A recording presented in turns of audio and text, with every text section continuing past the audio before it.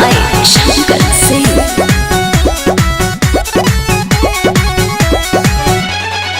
कादोनी गजुर मजुर फोनवे में बोलता डरता करे जाई मन हमर डोलता।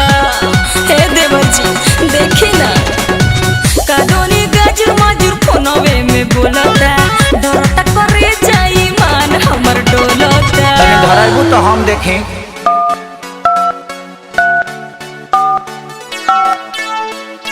बिना ताम ते धर से भरी नत नितली भैंस दुही त सेंटाइडर लदाते दुही बिना दाबी लदाते धर से भरी मत नितनी थोथुन मत न तो उठा ले दाई जो भी धराई तभी लागे दादा हो सब पीटोन में धइले बा।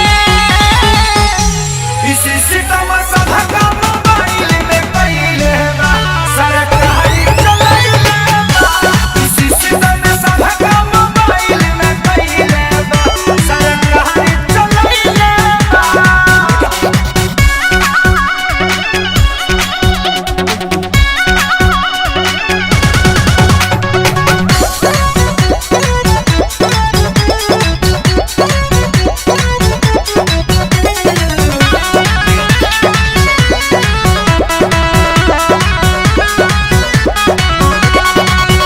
कोइले बातों गई तो नदिया के बेटा हमके मरद से मिलन देता।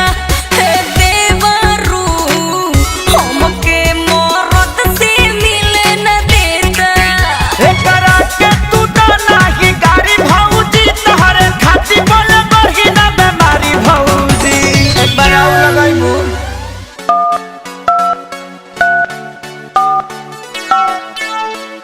कोविड-19 से बचे के लिए आहा सब घरे में रहू सरकार का निर्देश का पालन करो दिन में भर दिन साबुन सरफ से हाथ धो गरम गरम पानी पियो और हाथ में सैनिटाइजर लगाओ। सटे ना देता के होके लगे सबके जहु आइले बा।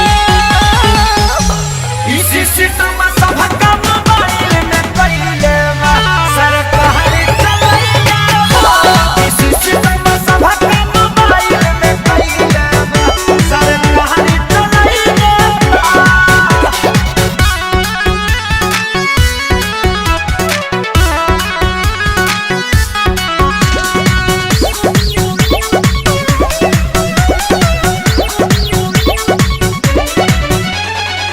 सैया पवन से मिलती मन करे मोरा इहे बनल बाटे रोड़ा। ए देवर जी इहे बनल बाटे रोड़ा। कहतानी जनरेशन कर थोड़ा भौजी भैया आ जाई है धाली हमकोरा भौजी। लास्ट एक बार आउ लगाओ तो। উড়ি বাবা কোভিড-19 থাকে বাঁচা জনে নিজে বাড়ির থাকুন না হলে গন্ডগোল হয়ে যাবে নিজেকে সাফ রাখুন এইখানে বিনা কাম के ना আসবো नहीं तो पुलिस धसबो थोथुन मत न तो उठा ले दाई। एही से लागे कनक सरिया तो बज गइले बा। इसी सितम